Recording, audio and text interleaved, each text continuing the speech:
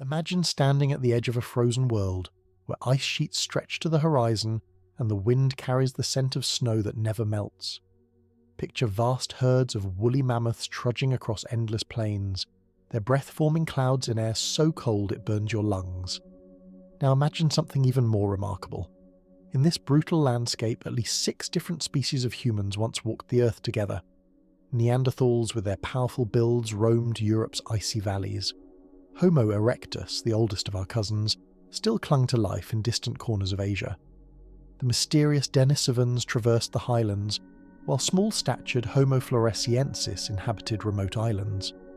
And among them all, anatomically modern humans, our direct ancestors, were just beginning their journey across the continents. Yet today, only one of these species remains. The others have vanished completely, leaving behind only bones and stones and unanswered questions. What made the difference? Why did our ancestors survive the Ice Age's relentless cycles of freeze and thaw, while their cousins, equally intelligent, equally resourceful, faded into extinction? The answer is not simple. It is woven into the very fabric of who we are. Before we venture deeper into this mystery, settle in. Perhaps you're listening late at night, when the world outside has gone quiet. Perhaps you're searching for calm, for a place where time moves slowly and stories unfold at their own pace. Either way, we're going to take this journey together, step by step through a frozen past that shaped everything we know today. And as we walk through that ancient world, we'll discover that the story of survival is not just about strength or intelligence. It is about something more subtle, more profound, something that still echoes in the way we live, the way we think, and the way we face the challenges that confront us now. The world our ancestors knew was nothing like the one we inhabit today. Imagine Earth, locked in the grip of ice for tens of thousands of years at a time. Glaciers 2 miles thick covered much of North America, Europe, and Asia, grinding mountains into dust and carving valleys that would one day hold cities and farms. The weight of all that ice was so immense it pressed the continents downward, and even today, thousands of years after the ice melted, the land is still slowly rebounding, rising millimetre by millimetre, like a breath held for too long finally being released. This was the last glacial maximum, the coldest period of the most recent ice age, peaking between 24,000 and 21,000 years ago. During this time, global temperatures dropped by 5 to 7 degrees Celsius compared to today. That might not sound like much, but it transformed the planet completely. Sea levels fell by 120 meters as water became locked in ice, exposing vast stretches of land that are now beneath the ocean. A land bridge connected Asia to North America across what we now call the Bering Strait. Britain was joined to mainland Europe. Indonesia's islands formed a continuous landmass. The world's geography was fundamentally different, and with it, the possibilities for life. But the cold was not constant. The Ice Age was a restless time, marked by wild swings between freezing glacial periods and slightly warmer interstadials. These oscillations happened on timescales of thousands of years, driven by subtle shifts in Earth's orbit and tilt. Sometimes the planet would warm briefly, glaciers would retreat, and forests would creep northward. Then, just as life began to spread, the cold would return, pushing everything southward again, in an endless cycle of advance and retreat. In the midst of this chaos, the landscape itself became a mosaic of extremes. In the far north, ice sheets dominated, creating vast frozen deserts where nothing could survive.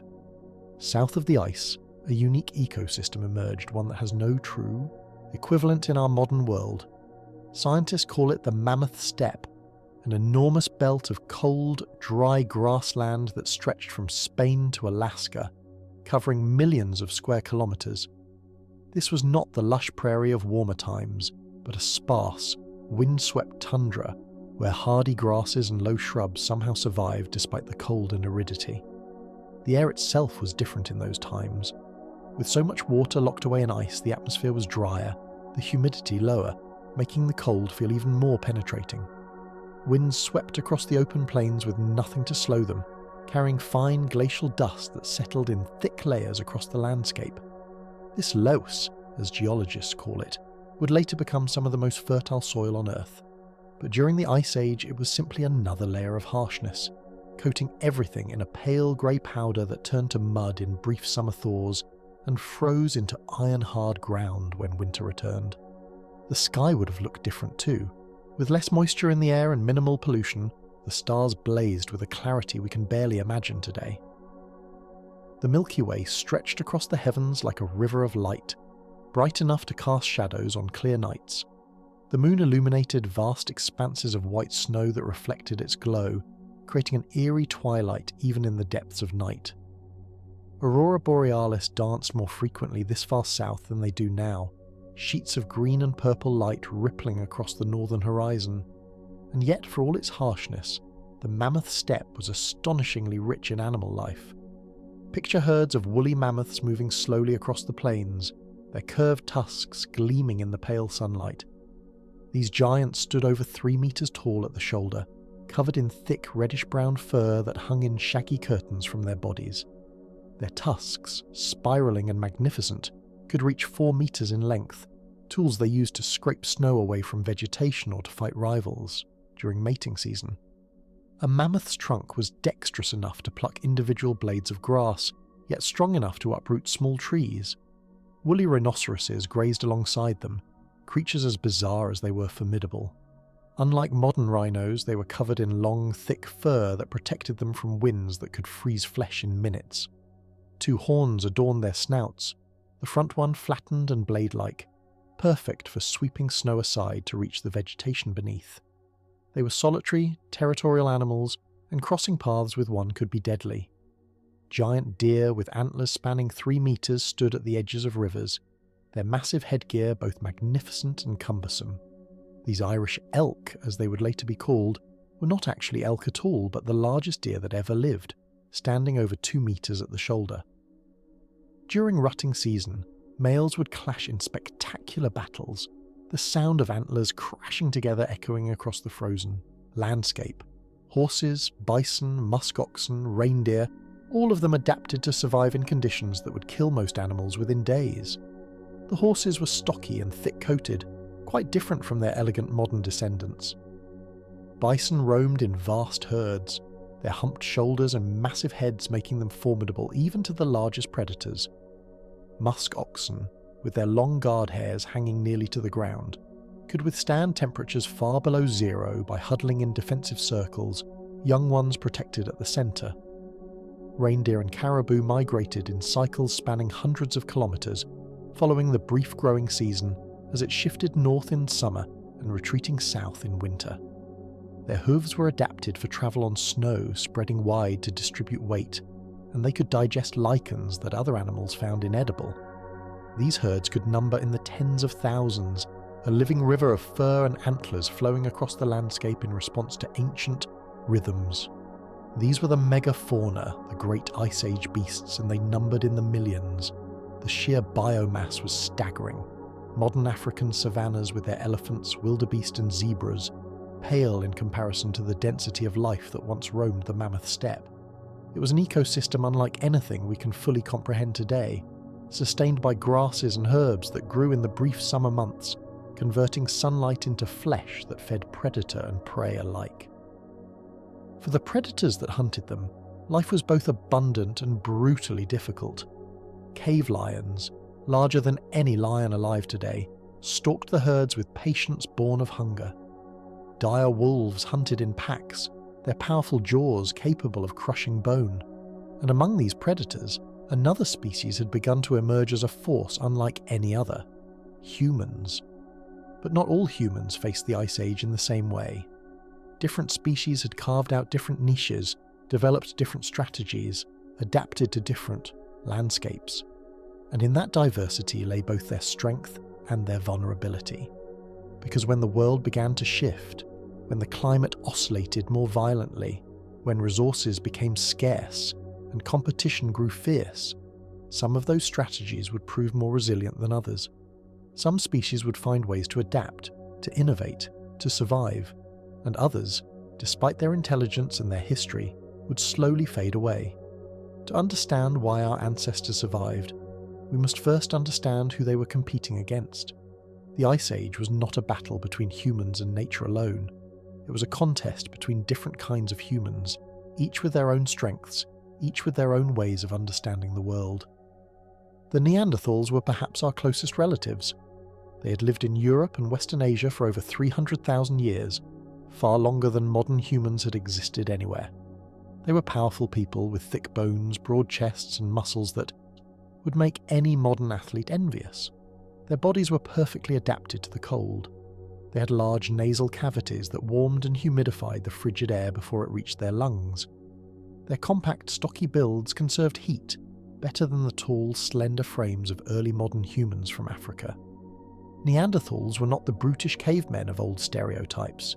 They were sophisticated hunters who fashioned complex stone tools, used fire with skill, and even created symbolic artifacts. They buried their dead with care, sometimes placing flowers or offerings in the graves. They made jewellery from shells and eagle talons. Some researchers believe they painted caves and created art, though this remains debated. Their brains were as large as ours, sometimes even larger, and there is growing evidence they could speak, that they had language and culture, and the ability to think symbolically. Consider what their lives were like. A Neanderthal child growing up in Ice Age Europe would learn by watching adults, by imitating their techniques, by gradually mastering the skills needed to survive. They would learn which stones made the best tools, how to strike them at just the right angle to produce sharp flakes.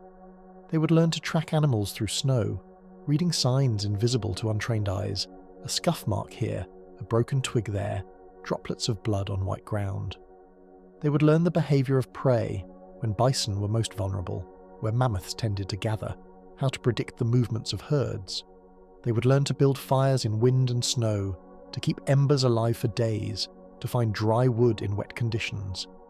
They would learn which plants were edible and which were poisonous, when to harvest them, how to prepare them. They would learn to work leather, scraping hides until they were supple, using stone tools to cut shapes that could be wrapped and tied into rudimentary clothing. They would learn the songs and stories of their people if they had such things, the collective knowledge of generations passed down through demonstration, and perhaps through words. Neanderthals took care of their sick and injured. We have fossils showing individuals who survived grievous wounds, broken bones that healed, infections that somehow did not prove fatal. This means someone fed them, protected them, kept them warm and safe while they recovered. It suggests compassion, social bonds strong enough to support those who could not support themselves. In one famous case, an elderly Neanderthal from Shanidar Cave in Iraq had multiple healed fractures, a withered arm, and was likely blind in one eye, yet lived to be quite old. Someone must have helped him survive for years after his injuries. Yet for all their strengths, the Neanderthals were specialists. They had evolved to hunt large game in the cold forests and open woodlands of Ice Age Europe. Their diet consisted primarily of meat from animals like reindeer, bison and mammoths. They were ambush hunters, using heavy thrusting spears to kill prey at close range, a dangerous and physically demanding way to hunt. This specialization had served them well for hundreds of thousands of years, but it also made them vulnerable. Archaeological analysis of Neanderthal bones reveals what they ate through chemical signatures locked in the minerals. Isotope ratios show a diet heavily weighted toward meat, specifically meat from large herbivores. There is little evidence they supplemented this with fish, small game or plant foods in significant quantities, though some recent findings suggest more dietary diversity than previously thought, at least in some populations. But overall, Neanderthals were carnivores, and carnivores need a lot of prey to survive. The physics of their hunting method placed additional constraints on them. Thrusting spears, while effective, require close contact with dangerous animals. A wounded mammoth or bison was a deadly threat, and Neanderthal fossils show evidence of frequent injuries consistent with close-quarters combat with large prey. Broken ribs, fractured skulls, damaged limbs, these were occupational hazards. Many researchers have compared the injury patterns in Neanderthal skeletons to those of modern rodeo riders, people who work in close contact with large, powerful animals. This meant that every hunt was risky. Every time a Neanderthal approached a mammoth with a spear, they gambled with their life. And in small populations, losing hunters meant losing critical knowledge and reducing the group's ability to procure food. It was a precarious existence, sustainable only as long as prey remained abundant and predictable. When the climate shifted, when Heinrich events brought pulses of extreme cold that lasted for centuries, the animals Neanderthals depended on disappeared or moved to new territories. Forests turned to barren steppes, resources became scattered and unpredictable, and Neanderthals tied to their traditional hunting grounds and methods struggled to adapt. Their populations declined. They retreated to refugia, small pockets of relatively stable climate in southern Europe, the Iberian Peninsula, the Balkans, isolated caves in the Caucasus. Around 40,000 years ago, something changed. Modern humans began arriving in Europe in greater numbers, spreading from the east and south. Where Neanderthals and modern humans overlapped, they sometimes interbred. We know this because everyone alive today whose ancestry comes from outside Africa carries a small amount of Neanderthal DNA, between 1 and 3% of our genome. But this genetic mingling was not enough to save the Neanderthals as a distinct species. By about 40,000 years ago, they were gone. The last known Neanderthal fossils come from Gibraltar and Croatia, from caves where small groups clung to existence, even as their world contracted around them. Some researchers believe climate change was the primary driver of their extinction. Others point to competition with modern humans, who may have outcompeted them for resources. Most likely it was a combination of both. The climate delivered the knockout blow, and modern humans were there to fill the ecological niche the Neanderthals left behind. Farther east, another human species faced its own twilight. Homo erectus had been the most successful human species in history up to that point. They had evolved in Africa around 2 million years ago, and were the first humans to migrate out of Africa, spreading across Asia and eventually reaching the islands of Indonesia. For nearly 2 million years, Homo erectus survived, adapting to climates from tropical jungles to temperate forests. They were the first hominins to walk fully upright with body proportions similar to ours. They controlled fire. They made sophisticated stone tools. They hunted, they gathered, and they endured through countless climate shifts. But even Homo erectus could not last forever. The last known populations survived on the island of Java in Indonesia, in an environment that was changing rapidly. Around 117,000 to 108,000 years ago, the open woodlands they had thrived in for millennia began transforming into dense rainforest as the climate became warmer and wetter. Homo erectus were adapted to life on the savanna, to hunting in open landscapes where they could see their prey. The rainforest offered a completely different set of challenges, and they could not adapt quickly enough. Recent archaeological evidence suggests they were not lazy or unintelligent, but they were conservative. They used stone tools that were functional but simple, rarely innovating or experimenting with new designs. When high-quality stone was available nearby but required climbing a hill, they would use the lower-quality rocks that had rolled down to the valley floor rather than make the trek upward. This kind of least effort strategy may have worked for hundreds of thousands of years, but when the environment changed radically, when old strategies no longer sufficed, Homo erectus lacked the flexibility to pivot. They disappeared, leaving behind only fossils and tools as silent testimony to a species that had once walked the earth longer than any other human. Then there were the Denisovans, known only from fragments of bone and teeth found in a cave in Siberia and on the Tibetan plateau. We know almost nothing about what they looked like or how they lived, but their DNA tells a remarkable story. They interbred with modern humans, and their genes survive today in people from Melanesia, Australia, and parts of Asia. Some of those genes helped modern humans adapt to high altitudes, to low oxygen environments, gifts from a vanished people to those who came after. Like the Neanderthals, the Denisovans disappeared, though exactly when and why remains a mystery. Each of these species was intelligent. Each had survived for hundreds of thousands of years. Each had proven their ability to endure through climatic shifts and environmental changes, and yet none of them made it through the final stretch of the Ice Age. Only one species remained: Homo sapiens, us. What made the difference? Why did we survive when our cousins, who were equally adapted to the cold, equally strong, equally capable in so many ways, did not? The answer lies not in any single trait, but in a constellation of abilities that came together in a unique way. And at the heart of it all was something invisible, something that left no fossils but transformed everything: the human mind. Modern humans possessed cognitive abilities that set them apart in subtle but profound ways. We could think symbolically, not just in the here and now, but in abstractions, in possibilities, in connections that span time and space. This ability to represent the world through symbols was the foundation of everything else that followed. Language was perhaps the most powerful tool that symbolic thinking gave us. All evidence suggests Neanderthals and possibly other hominins could communicate, perhaps even with some form of proto-language. But the linguistic abilities of Homo sapiens went further. We could use language not just to describe what we saw, but to plan what we might do, to teach complex skills to the next generation, to share knowledge about distant places we had never seen, to create stories and myths that bound communities together. The anatomy tells part of the story. Modern human vocal tracts are uniquely configured for producing a wide range of sounds with precision. Our larynx sits lower in the throat than in other primates, creating a longer resonating chamber that allows for more distinct vowel sounds. Our tongues are more flexible, capable of rapid movements that create the intricate patterns of speech. Our fine motor control over breathing lets us modulate airflow with incredible precision, shaping each word with deliberate care.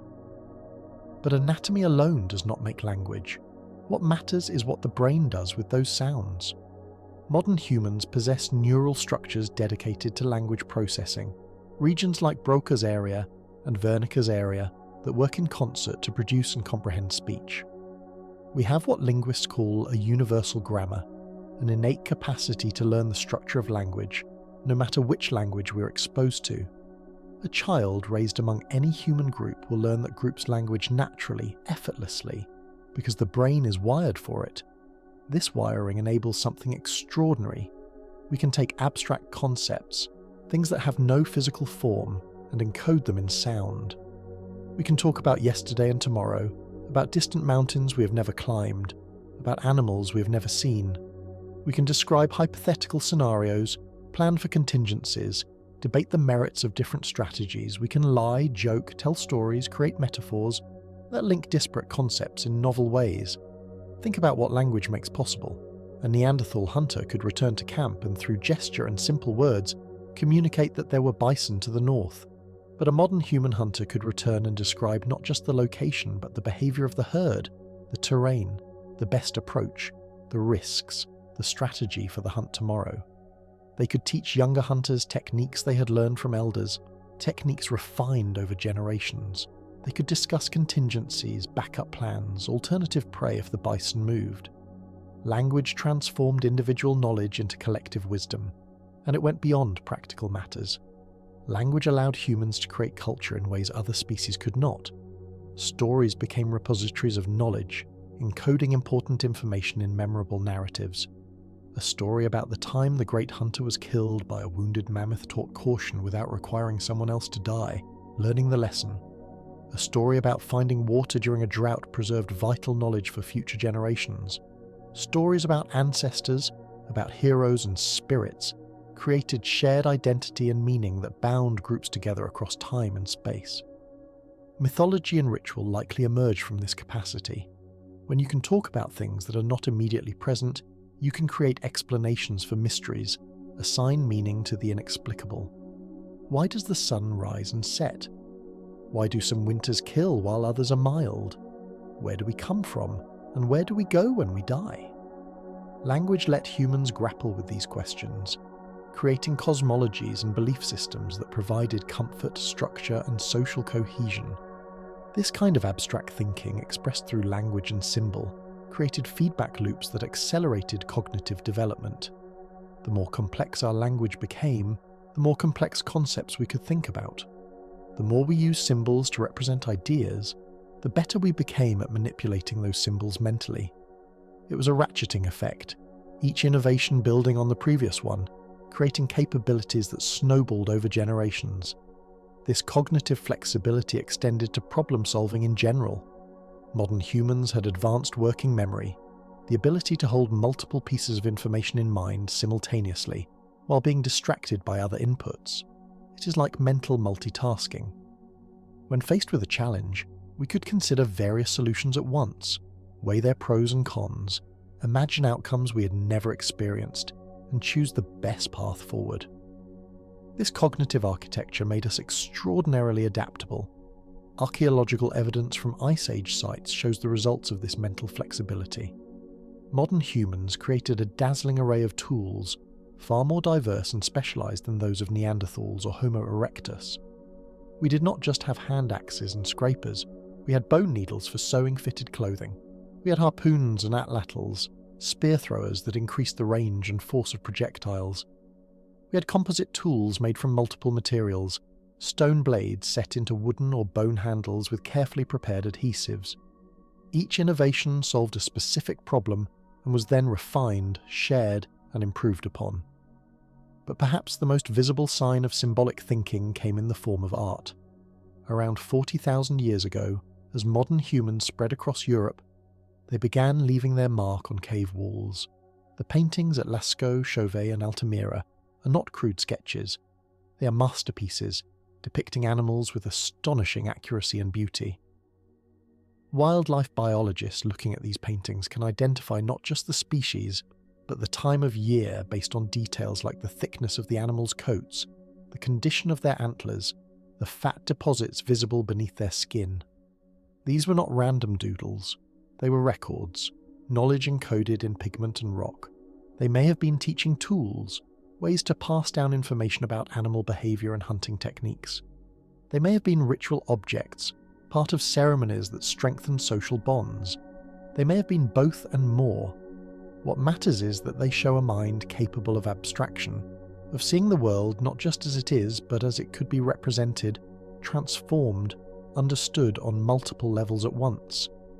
This capacity for symbolic thought also enabled modern humans to develop long-distance social networks in ways their cousins could not. Neanderthals lived in small, isolated groups, perhaps 15 to 20 individuals at most. They stayed close to their territories, moving within relatively limited ranges. Modern humans, in contrast, formed larger social groups, sometimes exceeding 150 individuals, and beyond the immediate band, they maintained connections with other groups across vast distances. Evidence for these networks comes from the archaeological record in the form of trade goods. Shells from the Mediterranean have been found hundreds of kilometers inland in Ice Age Europe. High-quality flint and obsidian were transported across mountain ranges. Amber, ivory, and other materials moved along exchange routes that spanned entire continents. This was not random wandering. It was organized interaction, evidence of alliances, of gift-giving, of shared identity across geographic barriers. These networks were insurance policies. When resources failed in one area, people could call on connections in another. If a harsh winter decimated game in the valley, relatives or trading partners in the next region might provide shelter and food until conditions improved. This kind of reciprocal altruism required trust, communication, and social structures sophisticated enough to remember debts and obligations over years, or even decades. Neanderthals living in smaller, more isolated groups lacked this buffer. When climate struck hard, when their hunting grounds froze or their prey migrated away, they had fewer options. They could move, but moving meant leaving familiar territory and risking conflict with other groups, or simply finding equally barren land. They could adapt their strategies, but their smaller social groups meant less diversity of knowledge, fewer innovative ideas. And because their populations were already low, every bad winter, every failed hunt, pushed them closer to the edge. The difference in social structure may have also affected cultural transmission. In small groups, knowledge is fragile. If the best hunter dies before teaching the younger generation, that expertise can be lost forever. In larger groups with extensive networks, innovations spread faster and are more likely to survive even if their originators do not. Modern humans did not just invent more tools and techniques. They shared them, refined them, and built upon them in ways that created a cumulative culture, a ratcheting effect where each generation stood on the shoulders of the one before. But symbolic thinking and social networks alone would not have been enough without the ability to translate ideas into action. And this is where the technological innovations of modern humans truly shone. Fire was not unique to Homo sapiens. Homo erectus had controlled fire for hundreds of thousands of years, and Neanderthals used it extensively. But modern humans refined fire use in ways that extended its utility. They did not just use fire for warmth and cooking, they used it to manage landscapes, burning sections of forest or grassland, to encourage new growth and attract game animals. They used fire-hardened spears, holding the wooden tips in flames to make them harder and sharper. They used heat to improve the quality of stone, heating flint before flaking it to produce finer, sharper edges. Clothing was another critical innovation. Neanderthals almost certainly wore animal hides draped over their bodies for warmth. But modern humans invented the needle, a small but revolutionary tool that allowed them to stitch fitted garments. Archaeological evidence of bone needles appears around 40,000 years ago in Europe, and this timing is no coincidence. Fitted clothing, with sleeves and leggings and sewn seams, traps body heat far more effectively than simple wraps. It allows people to survive in conditions that would otherwise be lethal. Imagine the difference on a hunting trip. A Neanderthal wrapped in furs might stay reasonably warm near a fire, but out on the steppe in a howling wind, heat escapes from every gap and opening. A modern human wearing tailored garments made from reindeer or caribou hides, layered for insulation, with mittens and boots sewn to fit snugly, could stay active for hours in sub-zero temperatures. That meant they could hunt in conditions Neanderthals might have avoided. That meant they could travel farther, explore new territories, and access resources their competitors could not reach. Shelter too evolved. Both Neanderthals and modern humans used caves when available, modifying them with windbreaks and internal structures to trap heat. But caves were scarce, and most of the mammoth steppe had none. Modern humans built sophisticated shelters from the materials at hand. On the plains of Ukraine and Siberia, archaeologists have uncovered the remains of huts built from mammoth bones, massive structures with frameworks constructed from skulls, ribs, and leg bones, covered with hides and sod. These were not temporary camps. Some were occupied for months or even years, providing stable bases from which to hunt and gather. The engineering involved in these structures is impressive. A single mammoth skull can weigh over 100 kilograms. Ribs, femurs, and other large bones are equally massive. To construct a shelter, builders had to transport these bones, sometimes from kill sites kilometers away. They had to sort them by size and shape, selecting pieces that would fit together structurally. They had to dig shallow foundations into the frozen ground, anchor the bones in place, and weave them into stable frameworks that could support the weight of hides and earth. The result was extraordinary. These bone huts could be 5 or 6 meters in diameter, with central hearths dug into the floor. Smoke holes allowed fires to burn without suffocating the occupants. Multiple layers of hides, weighted down with stones and bones, created walls that blocked wind and trapped heat.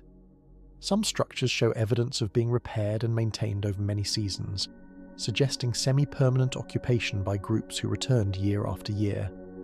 Inside these huts, life unfolded in ways we can barely imagine. Families gathered around fires, working on tools, preparing food, teaching children, telling stories. The flickering light would have illuminated faces concentrating on delicate tasks, scraping hides, knapping flint, sewing seams. Outside, the wind might be howling, temperatures plunging far below freezing, but inside, insulated by bone and hide and earth, the temperature could be kept above freezing, warm enough for human life to continue. Compare this to what Neanderthals built. They modified caves effectively, creating internal divisions and wind barriers. But in open country, their shelters were simpler, more temporary. This may reflect different settlement patterns, a more mobile lifestyle that did not require permanent structures.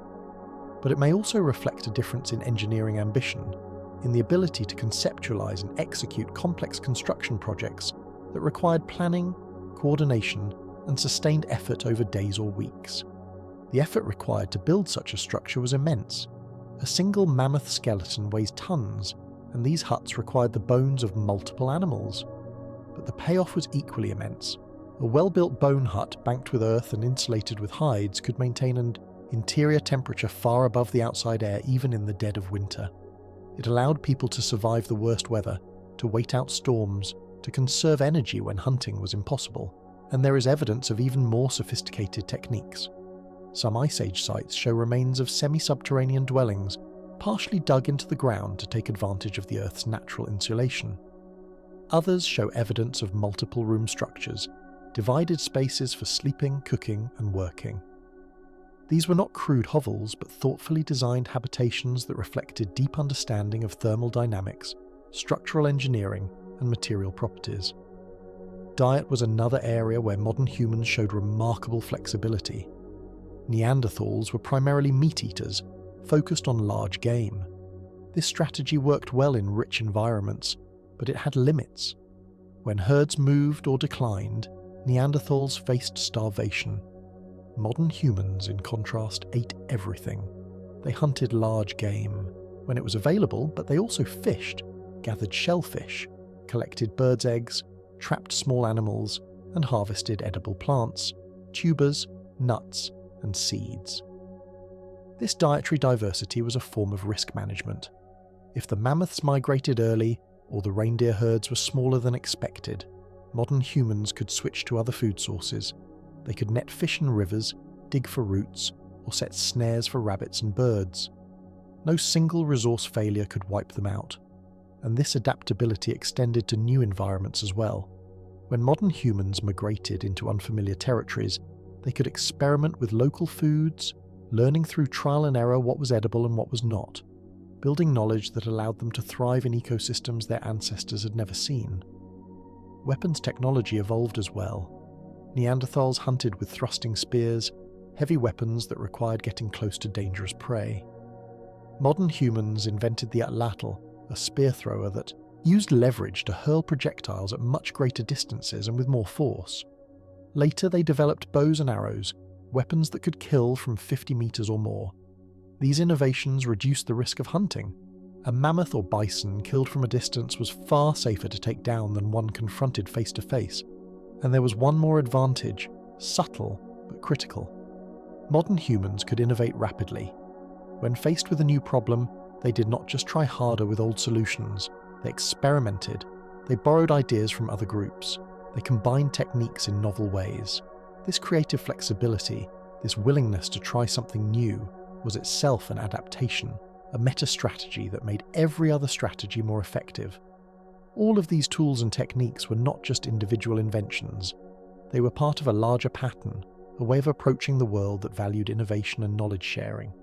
And they were embedded in social structures that made them stronger. Social cooperation was perhaps the ultimate human advantage. Hunting a mammoth was not a job for one person or even two. It required coordination, planning, and trust. A group of hunters working together could drive herds into natural traps, surround animals, or set up ambushes that no single individual could manage. The famous site at Roche de Saloutre in France shows evidence of coordinated hunts that took place every fall and spring for tens of thousands of years. Hunters would light fires to drive wild horses and reindeer into a narrow valley where they could be killed in large numbers, harvesting enough meat to preserve for the leaner months. This kind of cooperation required more than physical coordination. It required communication before, during, and after the hunt. It required social bonds strong enough that each hunter could trust the others to play their role.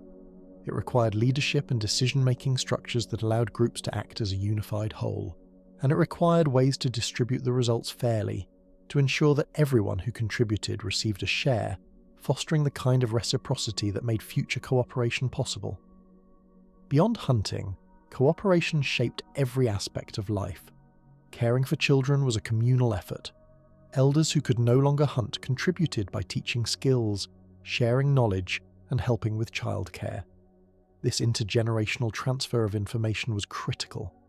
Unlike other animals that rely primarily on instinct, humans rely on learned behavior, and each generation builds on what came before.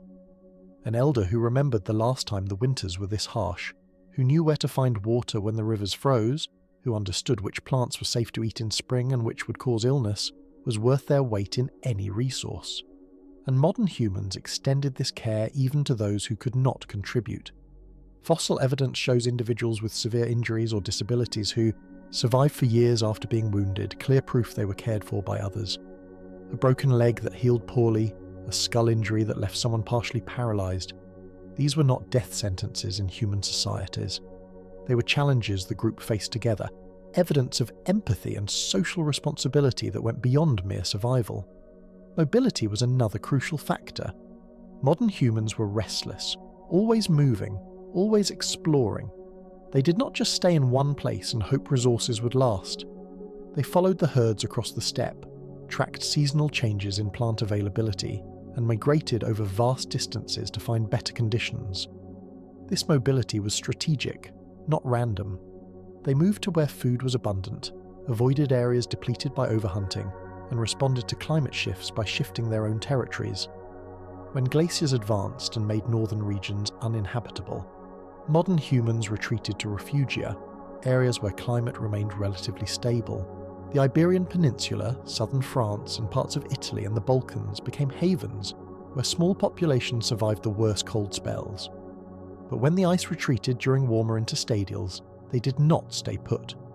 They expanded back into newly available territories, recolonizing lands that had been frozen wasteland just centuries before.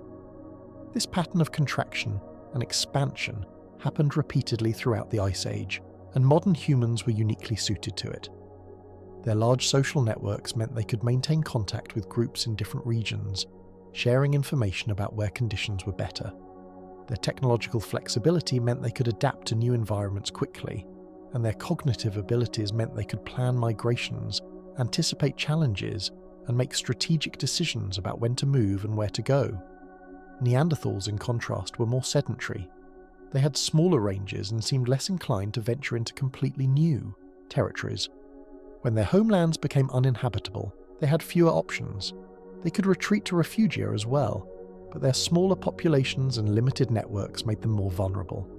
Each climate pulse pushed them into smaller, more isolated pockets, until there was nowhere left to retreat.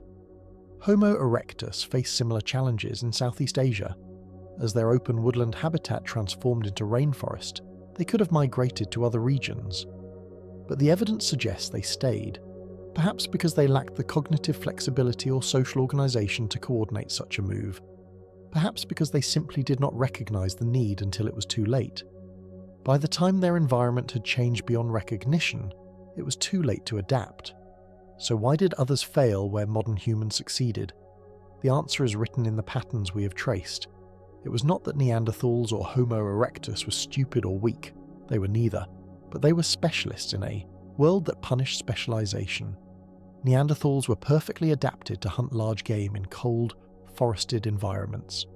When that environment changed, when forests turned to steppe, or when extreme cold pulses wiped out prey populations, they struggled. Their reliance on meat made them vulnerable to collapses in animal populations. Their small group sizes meant less diversity of knowledge and fewer innovations. Their limited social networks meant they had fewer safety nets when local resources failed. Climate was a relentless force during the Ice Age, shifting faster than most species could evolve. The Heinrich events and Dansgaard-Oeschger cycles brought abrupt changes that could transform a landscape within decades.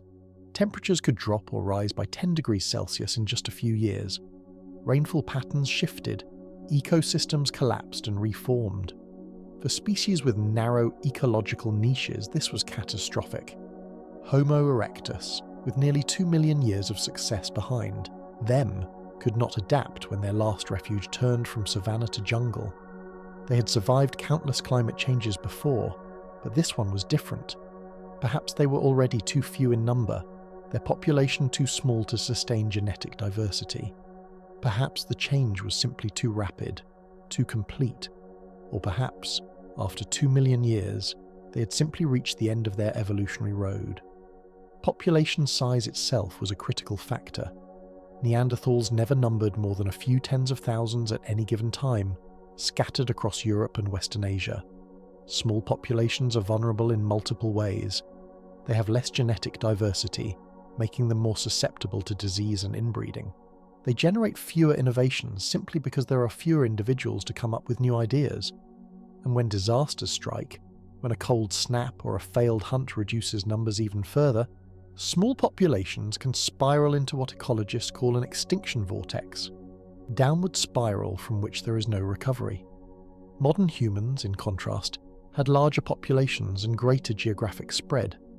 Even when some groups faced catastrophe, Others survived in distant refugia, maintaining the species through the worst times. This demographic resilience, combined with their other advantages, created a buffer that other hominins lacked, and then there was competition. It is uncomfortable to think about, but modern humans may have directly competed with Neanderthals and others for resources.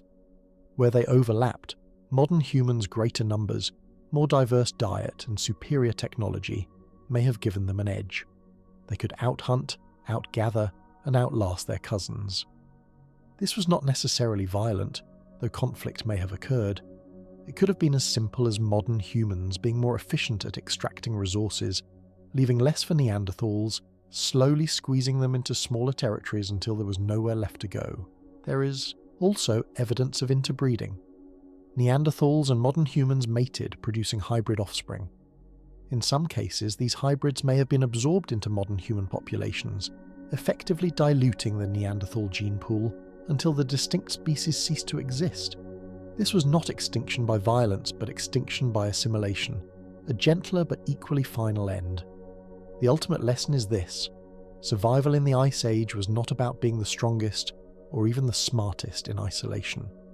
It was about flexibility, cooperation, and the ability to adapt to change. Modern humans possessed a unique combination of cognitive abilities, social structures, and technological skills that allowed them to thrive in environments that defeated every other human species.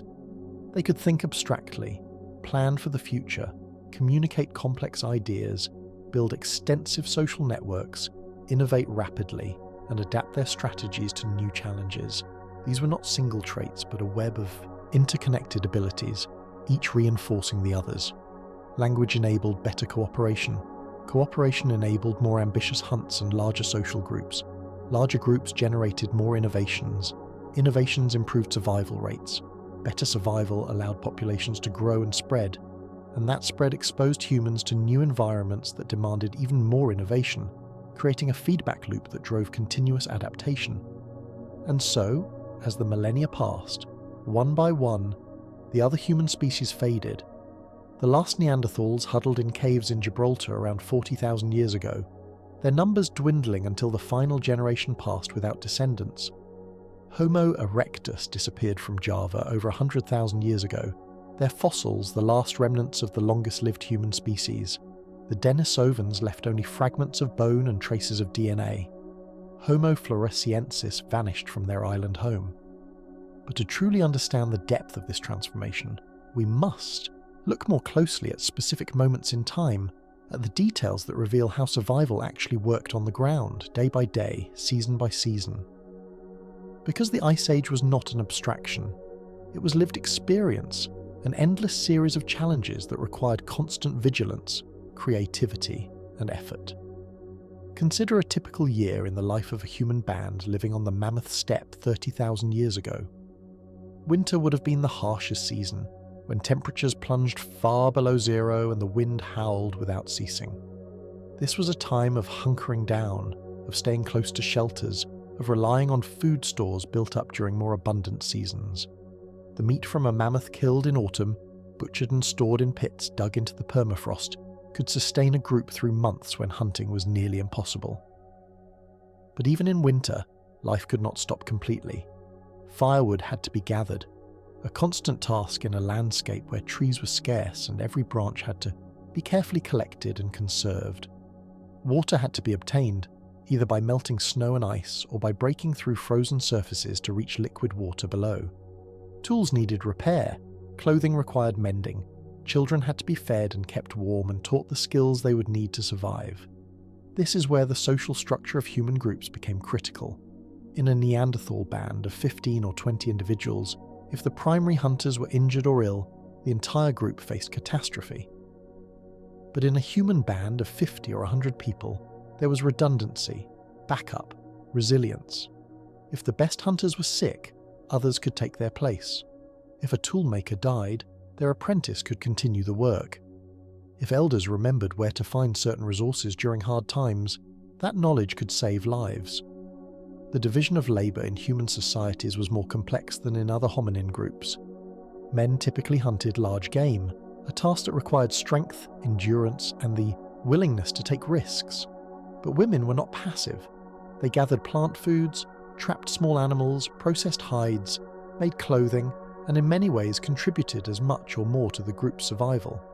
Children learned by participating, first with simple tasks and gradually taking on more responsibility as they matured.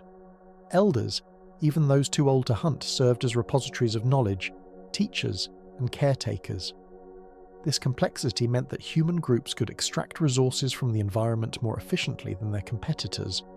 Where a Neanderthal group might focus almost exclusively on hunting, a human group diversified, ensuring that failure in one area did not mean starvation.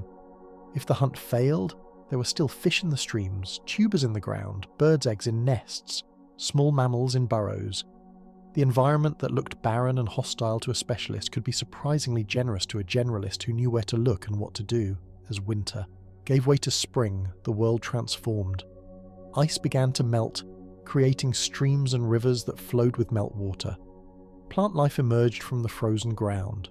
First the hardy grasses and sedges, then later flowering plants that attracted insects, which in turn attracted birds. The herds of reindeer and bison, which had moved south during the coldest months, began their migration northward, following the greening landscape. This was a time of renewed activity. Hunters tracked the migrating herds, planning ambushes at river crossings or in narrow valleys where animals were concentrated. Gatherers collected the first green shoots, rich in vitamins after months of dried meat. Fishing became possible again as ice broke up and fish moved into shallower waters to spawn. It was a time of abundance after months of scarcity, and human groups took full advantage. Summer on the Mammoth Steppe was brief but intense. With near-continuous daylight at high latitudes, plants grew rapidly and the herds fattened on the lush grasses. This was the season for long-distance travel, for hunting expeditions that ranged far from base camps, for gathering trips to collect specific resources that were only available in certain locations. It was also the season for social gatherings, when different bands might meet at traditional locations to trade, share information, arrange marriages, and strengthen the social networks that were so crucial for survival.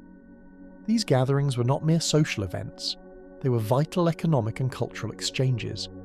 A band that had access to high-quality flint could trade it for shells from the coast, or furs from the north. Information about where mammoths had been spotted, where fresh water could be found, which routes were passable and which were blocked by ice, all of this was shared and discussed. Young people from different bands could form partnerships, creating links between groups that would last for generations, and in these gatherings, culture was transmitted and reinforced. Songs and stories that encoded important information were shared and learned. Techniques for making tools or processing hides were demonstrated and copied. Innovations that had worked in one area could spread to others, accelerating the rate of cultural evolution. This was cumulative culture at work, the ability not just to learn but to build upon what others had discovered, creating a body of knowledge that grew over time. Autumn brought a sense of urgency. As days shortened and temperatures began to drop, human groups had to prepare for winter. This meant hunting intensively to build up food stores, gathering nuts and tubers that could be stored, and making repairs to shelters and equipment before the cold made such work difficult. It was a race against time, and groups that procrastinated or made poor decisions could find themselves facing winter without adequate resources. The hunting strategies employed during this season show the sophistication of human planning. Rather than random opportunistic kills, autumn hunts were carefully orchestrated events.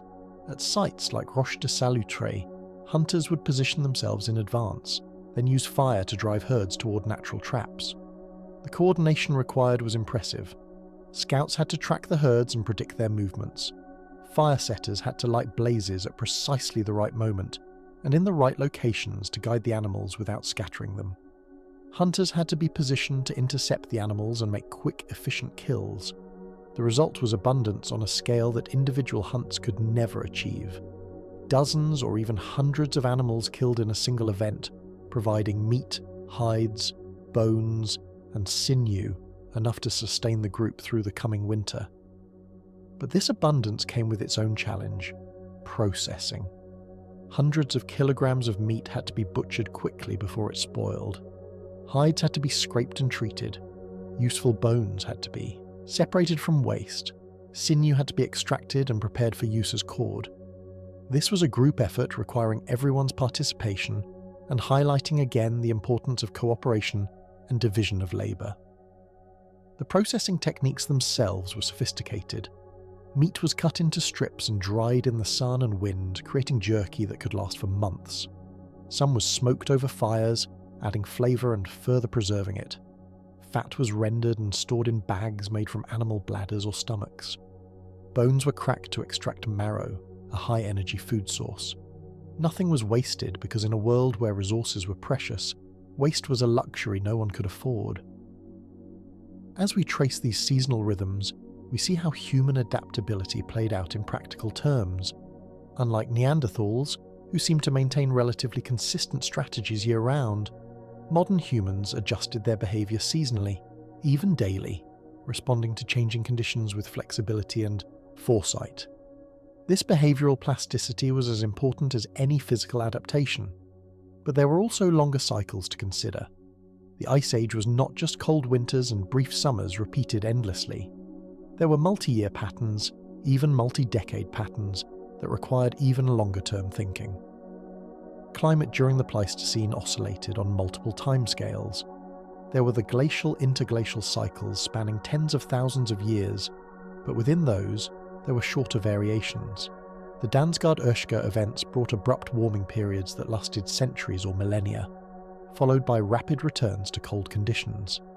The Heinrich events brought extreme cold pulses that could last for thousands of years.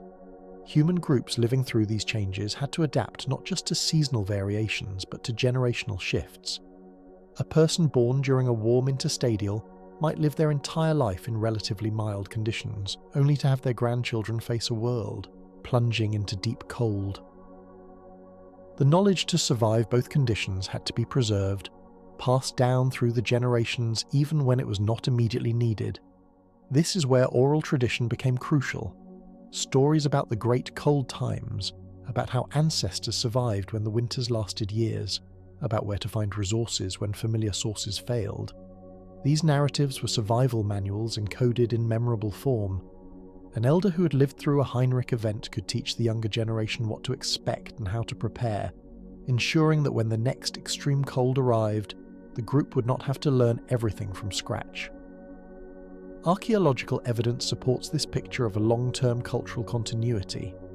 At some sites in Europe, we can trace continuous or semi-continuous occupation, spanning tens of thousands of years. The same caves were used generation after generation, with layers of occupation separated by periods when climate forced abandonment, only for humans to return when conditions improved. This pattern of persistence, adaptation, and return shows remarkable commitment to place, combined with the flexibility to leave when necessary, and the knowledge to come back when possible. The genetic evidence tells a complementary story. Analysis of ancient DNA from human remains across Europe shows periods of population contraction and expansion that match the climate record.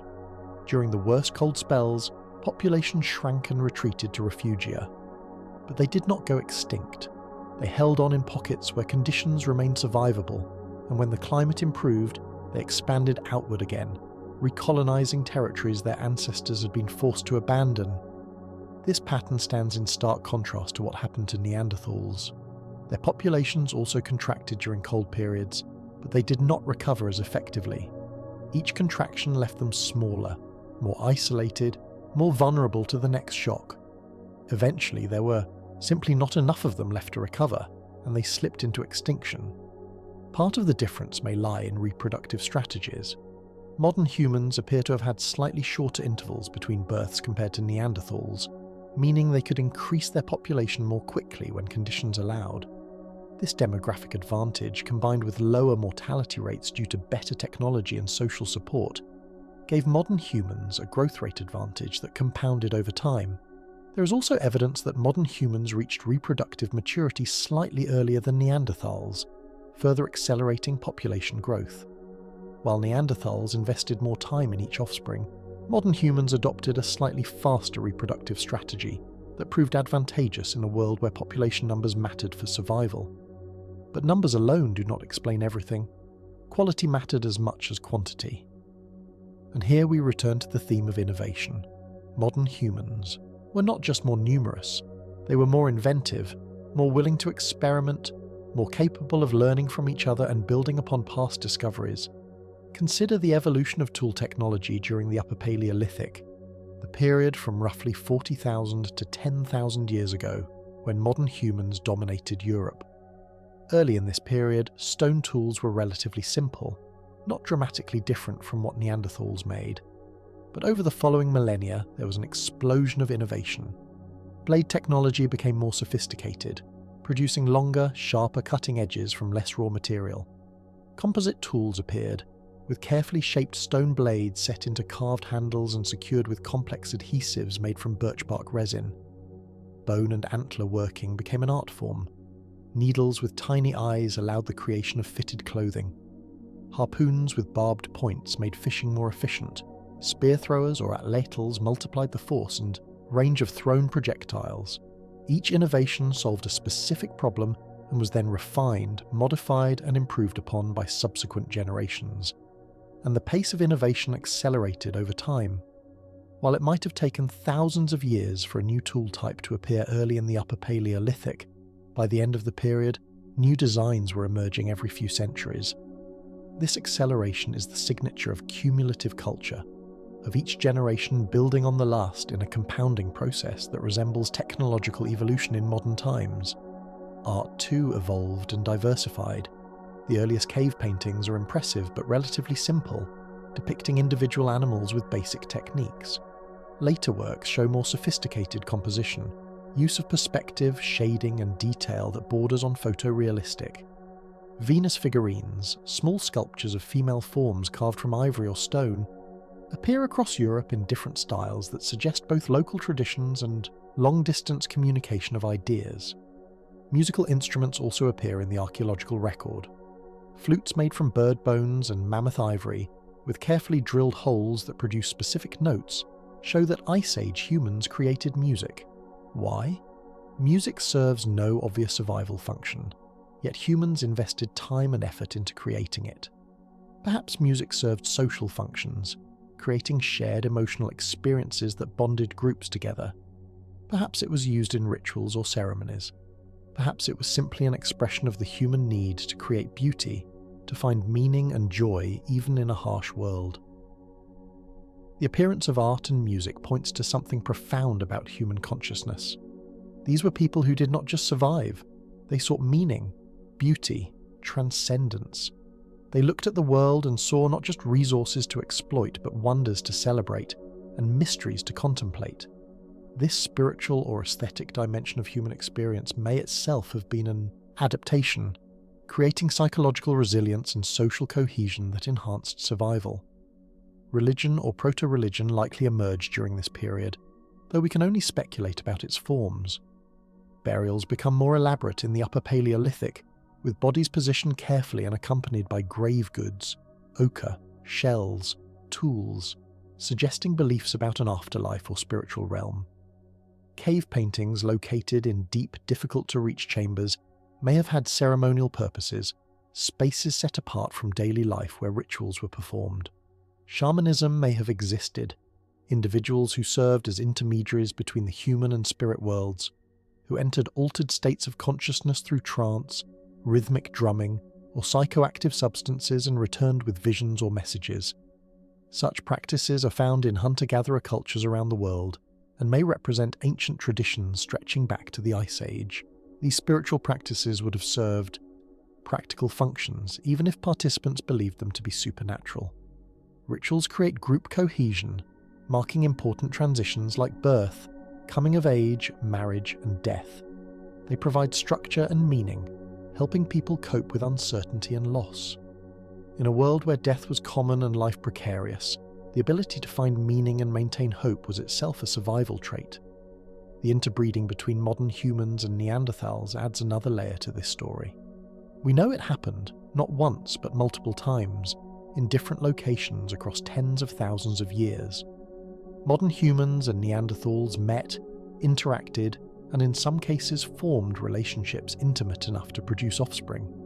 What were those encounters like? We can only imagine. Perhaps they were peaceful, groups meeting at neutral locations to trade, gradually growing comfortable with each other, eventually forming bonds that crossed species lines. Perhaps some were violent with captives taken and forced into relationships. Perhaps they were somewhere in between, complex interactions that varied by circumstance and individuals involved. The genetic evidence tells us that the gene flow was primarily from Neanderthals into modern humans, not the reverse. This asymmetry is puzzling. One explanation is that hybrid offspring were more readily accepted into modern human groups, which were larger and more open, than into Neanderthal groups, which were smaller and perhaps more insular. Another possibility is that hybrid offspring had reduced fertility when they mated with Neanderthals, but normal fertility when they mated with modern humans, a common pattern in species hybridization. Whatever the mechanics, the result was that pieces of the Neanderthal genome entered the modern human gene pool and persisted. Some of these genetic segments were advantageous, providing resistance to diseases or adaptations to cold climates that modern humans, fresh from Africa, had not yet evolved. Natural selection favoured these beneficial Neanderthal genes, increasing their frequency over generations. Today, people of non-African descent carry 1 to 3% Neanderthal DNA, unevenly distributed across the genome. Some regions have no Neanderthal ancestry at all, suggesting those segments were harmful and were selected against. Other regions have unusually high Neanderthal ancestry, suggesting they provided benefits.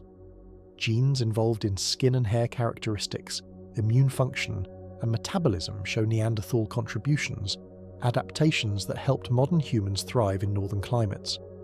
In a sense, Neanderthals did not go entirely extinct. They live on in us, a ghostly presence in our genomes, contributing to who we are and how we look. Every red-haired person owes their colouring in part to Neanderthal genes. Every person who can digest certain foods or resist certain diseases may be benefiting from Neanderthal adaptations. The species may be gone, but their legacy endures in unexpected ways. The same is true, even more dramatically, for Denisovans. Though we know almost nothing about what they looked like or how they lived, their genetic legacy is clear in modern populations. People living at high altitudes in Tibet carry Denisovan gene variants that help them cope with low oxygen levels, an invaluable adaptation in one of Earth's most challenging environments. Melanesians and Aboriginal Australians carry even higher percentages of Denisovan DNA, up to 5% or more, suggesting more extensive interbreeding in those regions. This mixing of lineages complicates the simple narrative of one species replacing others. The reality is messier, more interesting. Modern humans did not simply outcompete and destroy their relatives. They absorbed them, incorporating useful genetic material, while the original populations dwindled and eventually disappeared. It is extinction through assimilation, a blending rather than a simple replacement. And yet, the core fact remains. Of all the human species that walked the Earth during the Ice Age, only Homo sapiens persists as a distinct lineage. We are the sole survivors of what was once a diverse family tree, and the reasons for that survival lie in the constellation of traits we have been exploring. Let us return once more to the Ice Age landscape, but this time, look at it through the eyes of someone living at the very end of that era, around 15,000 years ago, when the glaciers were finally beginning their permanent retreat. This person would have grown up hearing stories from elders about the Great Cold, about times when ice reached much farther south, when mammoths and woolly rhinos were common, when the world was a harsher place. But they would also be witnessing change. The climate was warming, slowly but perceptibly. Summers were longer, winters less severe. The ice sheets were melting, releasing vast amounts of water that carved new river valleys and created enormous lakes. The ocean was rising, drowning coastal areas and turning land bridges into shallow seas. The great herds of mammoth and bison were thinning, moving northward, following the cold-adapted ecosystems they depended on. For human populations, this was both opportunity and challenge. The warming climate meant new lands became available for habitation, forests spreading into former tundra, grasslands replacing steppe. But it also meant the loss of familiar hunting grounds and the animals they relied upon. The megafauna that had sustained human populations for tens of thousands of years were disappearing, some through climate change, some through overhunting, most through a combination of both. This period, the Pleistocene-Holocene transition, was a time of transformation as profound as anything that had come before. And once again, human adaptability proved decisive. Groups that had relied heavily on mammoth hunting shifted to hunting smaller game, increased their fishing and gathering, and began experimenting with new food acquisition strategies that would eventually lead to agriculture. In the Levant, people began collecting wild grains more intensively, developing techniques for harvesting, processing, and storing them. They created stone tools specifically for grinding grain into flour. They built more permanent settlements, staying in one place longer rather than following mobile herds. These changes, small and incremental at first, laid the groundwork for the Neolithic Revolution, the shift from hunting and gathering to farming that would transform human society forever. But that transformation was still thousands of years in the future. For the people living at the end of the Ice Age, the immediate challenge was adapting to a world in flux. The strategies that had worked for millennia no longer sufficed. The old ways were fading, and new ways had to be invented. And invent them they did.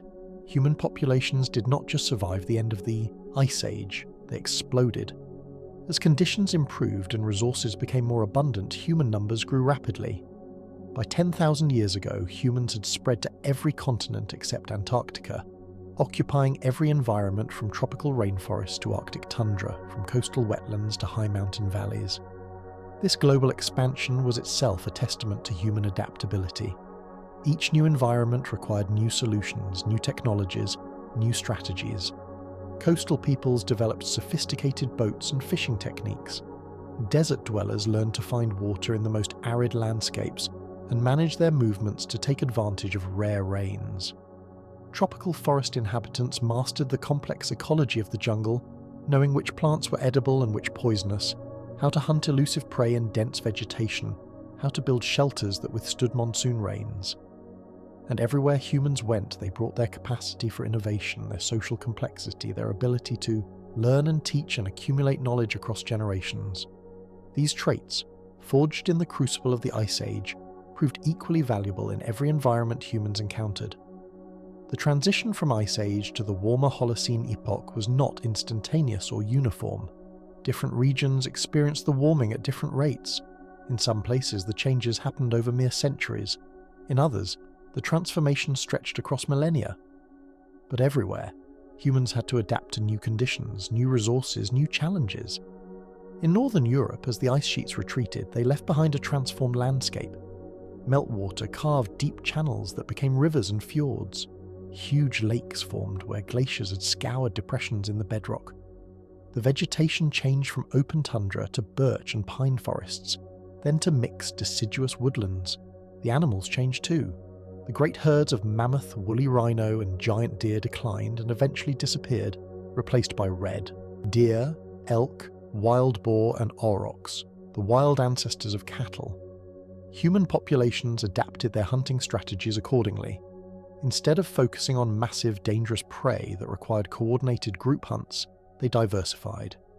Smaller game could be hunted by individuals or small groups.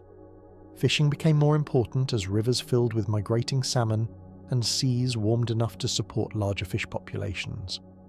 The invention of nets, fish traps, and specialized fishing spears opened up aquatic resources that had been difficult to exploit during the height of the Ice Age.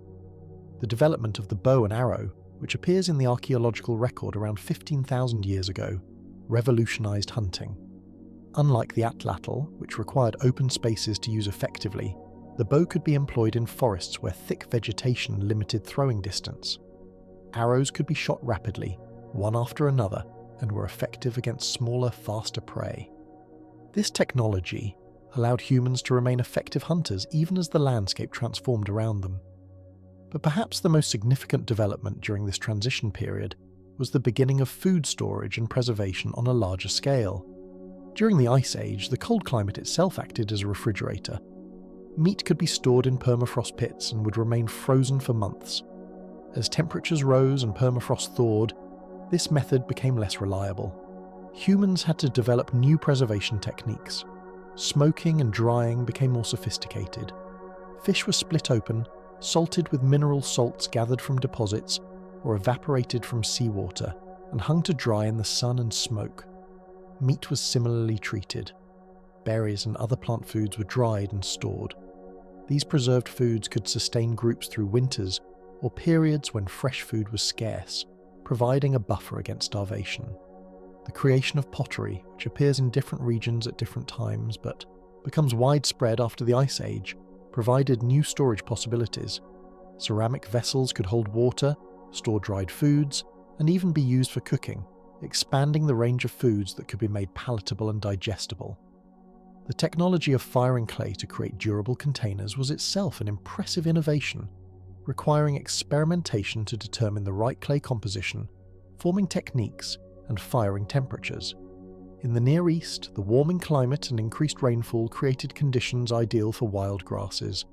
Stands of wild wheat and barley grew densely enough that harvesting them provided significant nutritional returns. People began visiting these areas seasonally to collect grain, developing specialized tools like sickles with flint blades to cut the stalks efficiently. At first, this was simply an enhanced form of gathering, but gradually, imperceptibly, it began to change into something else. People noticed that grains spilled near their camps sprouted the following year. They began to clear areas and scatter seeds intentionally. They selected seeds from plants with desirable traits, larger kernels, stalks that did not shatter easily, and planted those preferentially. This was the beginning of agriculture, though the people doing it would not have recognized it as such. To them, it was simply an extension of what they had always done, managing resources to make them more productive. But over generations, this process transformed wild grasses into domesticated crops and transformed human society in the process. The shift to agriculture was not inevitable or universal. Many human populations continued hunting and gathering for thousands of years after agriculture appeared, and some continue to this day. In environments where wild resources were abundant and reliable, there was no advantage to the hard work of farming. Only in specific circumstances, where wild foods were becoming scarce or unpredictable, did the investment in agriculture pay off. But where it did take hold, agriculture allowed human populations to grow in ways that hunting and gathering never could. Fields could produce far more calories per hectare than natural vegetation. Stored grain could feed people through seasons when nothing grew. Populations could settle permanently in one place, building substantial houses and villages. This sedentary lifestyle brought its own challenges. Crowding led to increased disease transmission. Reliance on a narrow range of crops made populations vulnerable to crop failures.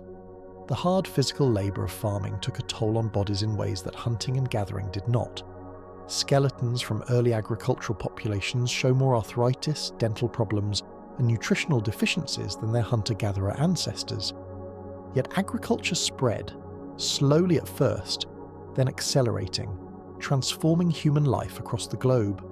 And the traits that had allowed humans to survive the Ice Age, adaptability, innovation, social cooperation, were equally crucial in this new era. Farming required planning and delayed gratification, planting crops in spring and waiting months for harvest. It required cooperation to clear fields, plant, tend, and harvest. It required innovation to develop new tools, storage methods, and ways of processing grain. But we're getting ahead of our story. Let us return once more to the Ice Age itself, to explore aspects of survival we have not yet fully examined. Because the story of human endurance during this period is not just about technology and social structure. It is also about psychology, about the mental and emotional capabilities that allowed people to persevere through conditions that would break lesser beings. Consider what it took psychologically to survive the Ice Age. Imagine living your entire life knowing that winter would bring months of cold so severe that venturing outside could kill you in minutes, knowing that one bad hunt, one failed storage cache, one illness at the wrong time could doom your entire family. Knowing that many children did not survive to adulthood, that injuries and infections often proved fatal, that life was precarious in ways we can barely comprehend. How did people maintain hope in such circumstances? How did they find the motivation to continue, to have children, to invest in a future that was far from certain? Part of the answer lies in the same cognitive abilities that enabled language and symbolic thought. Humans can imagine better futures even when current conditions are harsh. We can tell ourselves stories about how things will improve, how our efforts today will pay off tomorrow, how our children will have better lives than we do. This capacity for hope, for delayed gratification, for seeing beyond immediate suffering to possible better times, was itself a survival trait. Groups that gave up, that succumbed to despair, did not pass on their genes or their culture. Those that persevered, that maintained optimism and determination even in the darkest times, were the ones who survived to become our ancestors. Social bonds provided crucial emotional support. In small, tight-knit groups, people knew each other intimately. They shared joys and sorrows, celebrated successes and mourned losses together. This social cohesion created resilience. When one person struggled, others could provide support, encouragement, practical help.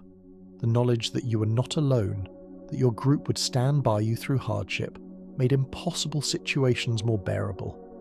Ritual and ceremony likely played important roles in maintaining psychological well-being. Marking the passage of seasons, celebrating successful hunts, mourning the dead, coming-of-age ceremonies for young people, all of these created structure and meaning in lives that could otherwise feel chaotic and meaningless. They reinforced group identity and individual purpose. Play and leisure, even in the hardest times, were probably important too. Humans need more than mere survival. We need joy, beauty, connection, meaning. The creation of art, music, and decoration was not frivolous. It was essential to maintaining the human spirit, to reminding people that life was worth living even when it was hard.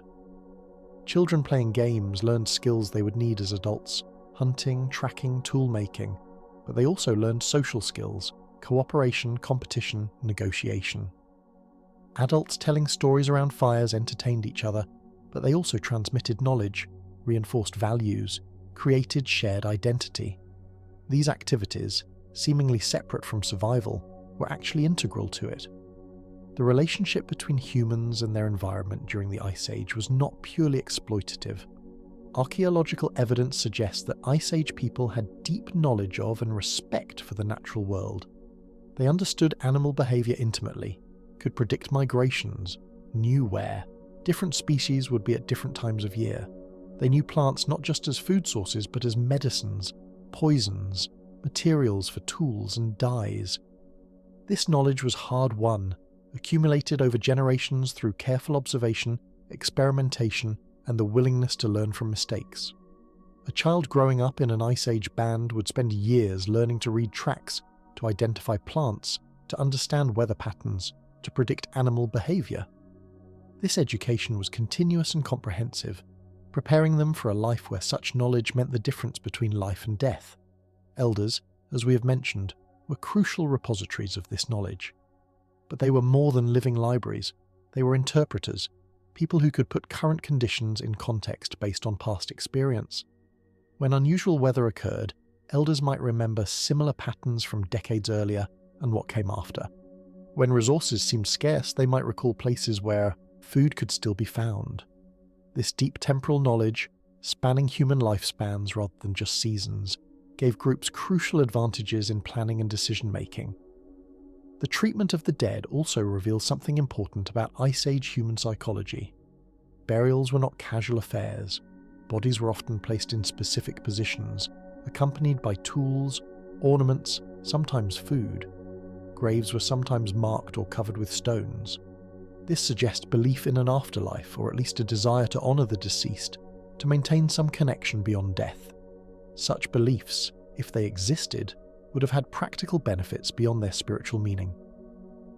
Believing that death was not the end, that loved ones persisted in some form, might have made grief more bearable. Honouring ancestors might have reinforced social values and group identity. The idea that the dead were watching might have encouraged proper behaviour. We also see evidence of trade networks spanning incredible distances during the Upper Paleolithic. Shells from the Mediterranean are found hundreds of kilometres inland.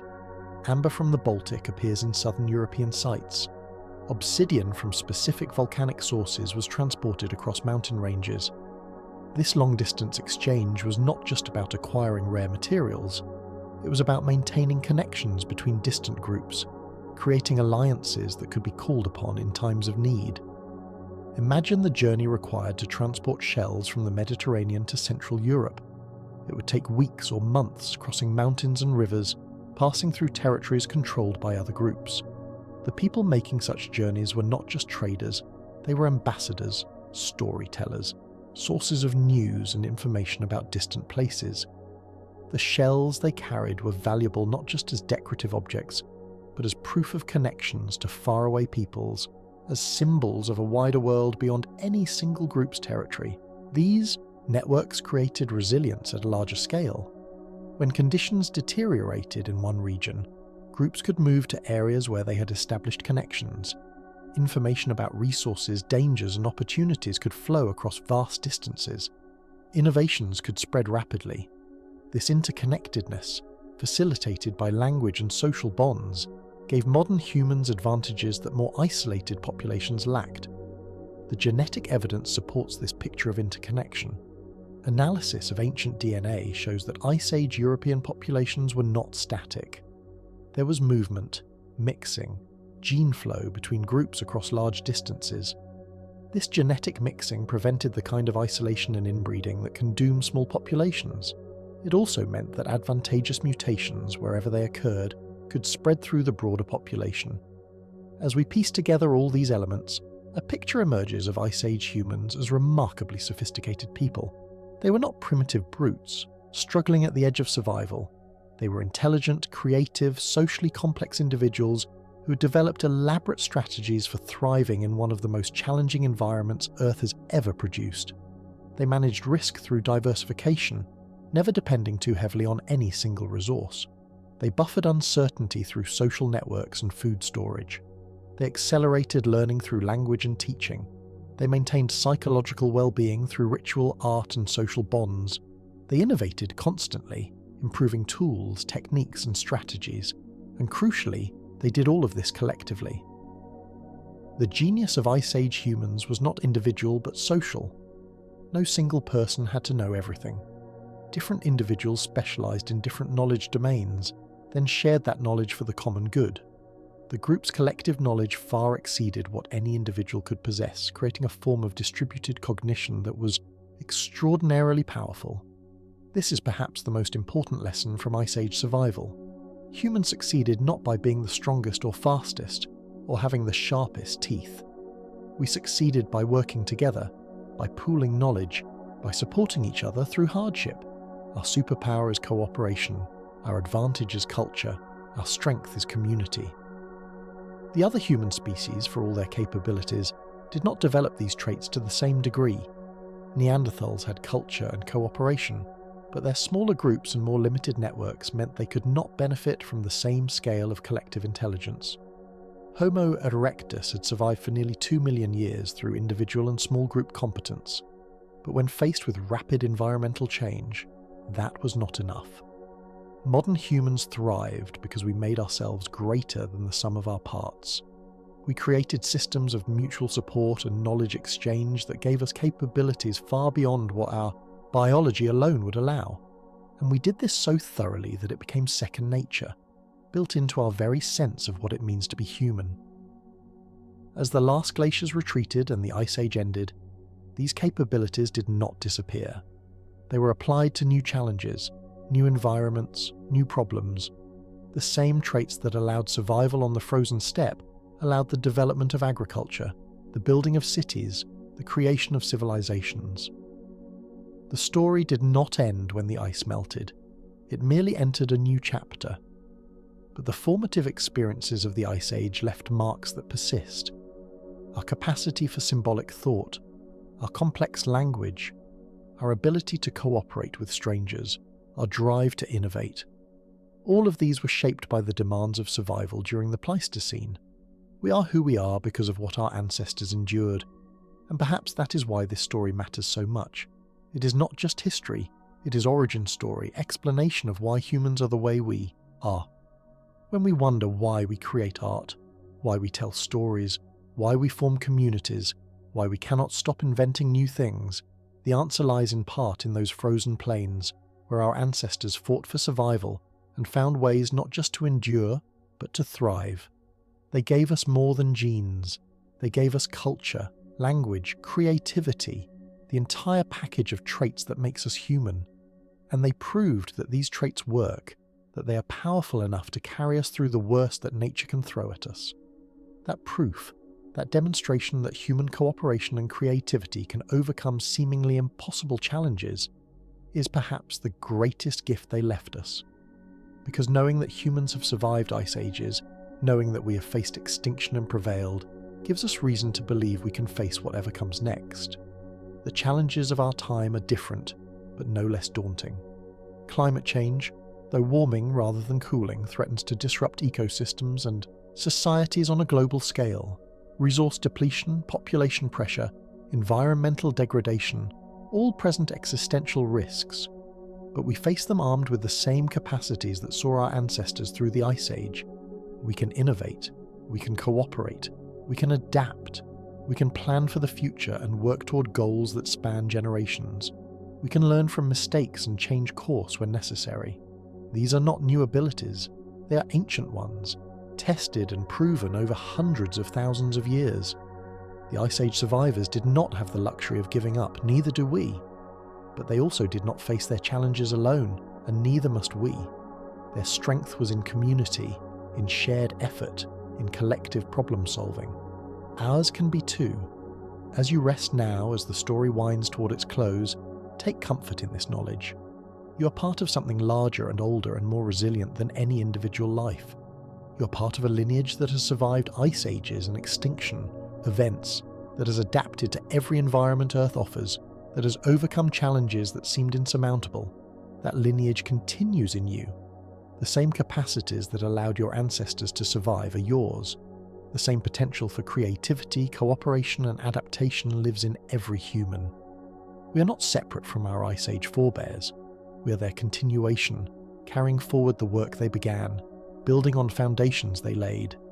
And just as they could not have imagined the world we inhabit now, with our cities and technologies and global civilization, we cannot fully imagine what the world will be 1,000 or 10,000 years hence. But we can do what they did. We can face our challenges with courage and creativity. We can work together, support each other, and find ways forward even when the path seems blocked. We can endure, we can adapt, we can survive. Not because it is easy, not because success is guaranteed, but because that is what humans do. That is what we have always done. That is written in our deepest nature, coded in our genes, embedded in our culture, proven by our history. The Ice Age tested our species and found us worthy. Not perfect, but good enough. Not invincible, but resilient enough. Not without losses, but capable of surviving them and continuing. That test was passed long ago, but its lessons remain relevant, its example still inspiring, its truth still evident in everything we are and everything we do. Rest now in that knowledge. You are the descendant of survivors, the heir to resilience, the carrier of capabilities proven over hundreds of thousands of years. Whatever tomorrow brings, you have within you what is needed to face it. Not alone, never alone, but supported by community, armed with knowledge, capable of adaptation. The Ice Age is ancient history, but its survivors live on.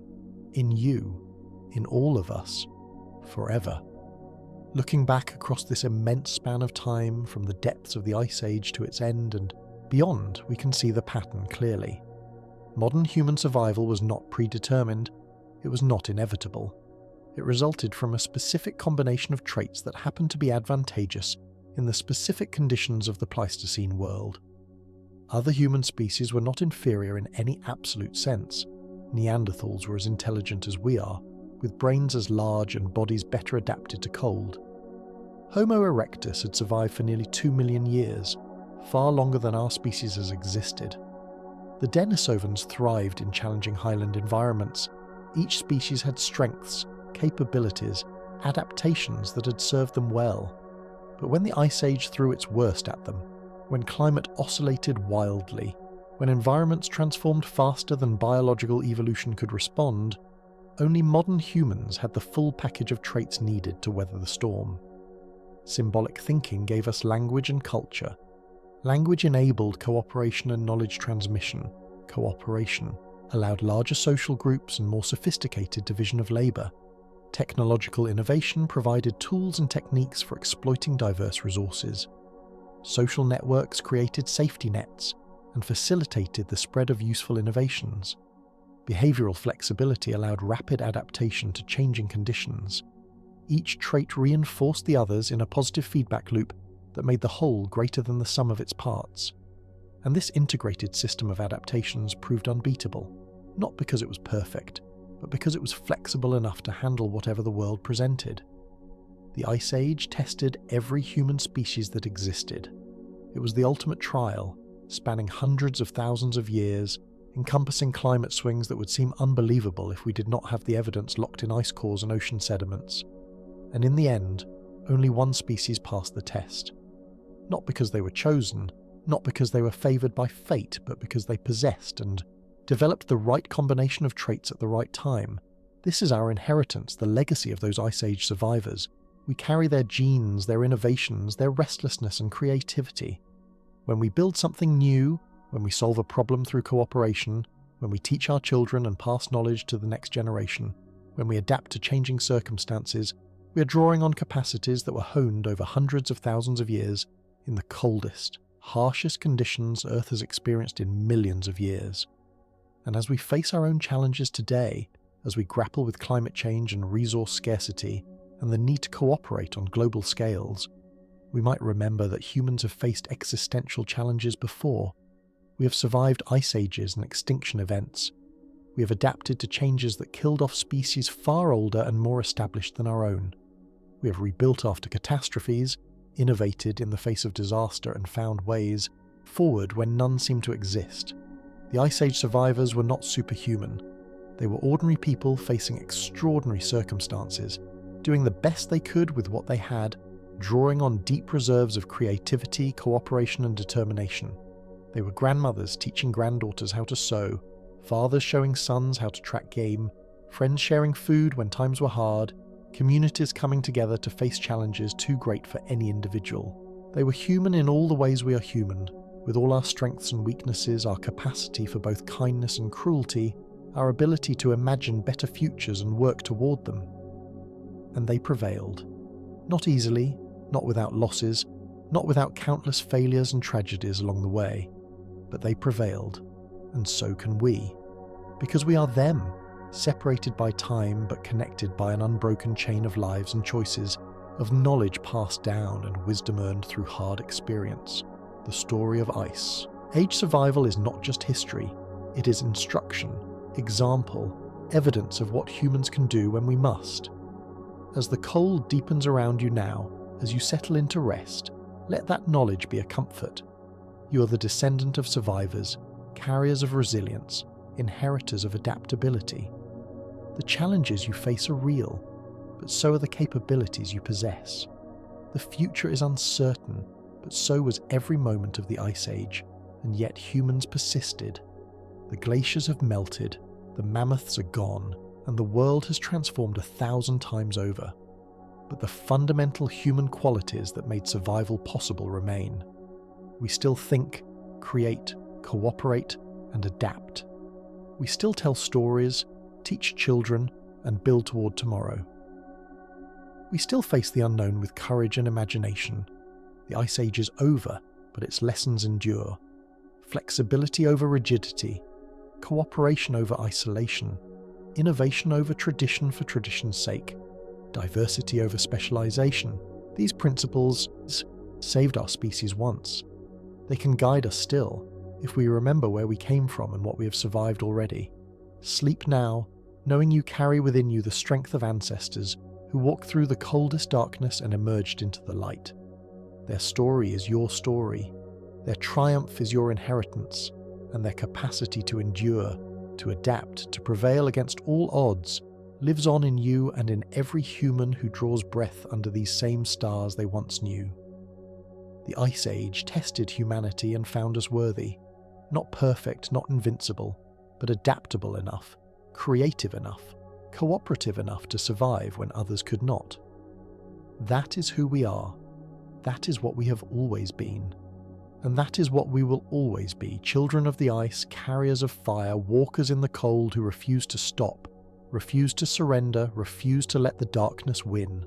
Rest now in that knowledge, secure in the understanding that you are part of something vast and ancient and resilient beyond measure. The story continues, as it always has, as it always will, and you are part of it now and always, forever linked to those first survivors who looked at an impossible world and decided to live anyway, to hope anyway, to build anyway. That is the gift they gave us. That is the legacy we carry. That is the truth the Ice Age revealed. Humans endure, humans adapt, humans survive. And nothing, not cold, not hunger, not danger, not even the passage of countless millennia, can erase that fundamental truth. You are here because they never gave up. And that spirit, that determination, that uniquely human refusal to accept defeat, lives on in you, now and always, through all the ages past and all the ages yet to come. The Ice Age may be memory, but its lessons are eternal, and its survivor's victory echoes still in every heartbeat, every breath, every dream of tomorrow. We are the children of ice and fire, of struggle and triumph, of those who looked at extinction and chose survival instead. And so we remained, and so we will always remain, carrying forward the flame they lit so long ago in the frozen darkness, keeping it burning through whatever storms may come, passing it onward to generations yet unborn, an unbroken chain of life and hope and human persistence that stretches from that ancient cold to this moment now, and beyond into futures we can barely imagine. That is who we are. That is where we came from. That is why we survived when others did not. And that is the gift we carry forward, now and always, the knowledge that humans, for all our flaws, possess something extraordinary. The ability to face impossible odds and find a way through. Not always, not easily, but often enough and well enough that here we are, still standing, still dreaming, still reaching for tomorrow. The Ice Age is over, but its story is not. It lives in us, guiding us, reminding us, whispering ancient truths about who we are and what we can become. Listen to that whisper now as you drift. Feel it in your bones, this connection to something vast and timeless. You are part of it. You always have been. You always will be. Sleep well, survivor. You have earned your rest, and tomorrow when you wake, you will carry this knowledge with you, a quiet certainty that whatever comes, humans have faced worse and prevailed. That is our history. That is our inheritance. That is who we are, and that will never change, no matter how much time passes or how greatly the world transforms. We are survivors. We are adapters. We are the ones who made it through when the world turned cold and our cousins fell away. And we will keep going, keep adapting, keep surviving, because that is what we do. That is what we have always done, and that is what we will always do. Rest now knowing this. You are safe. You are strong. You are the child of Ice Age survivors, and their strength flows through you still.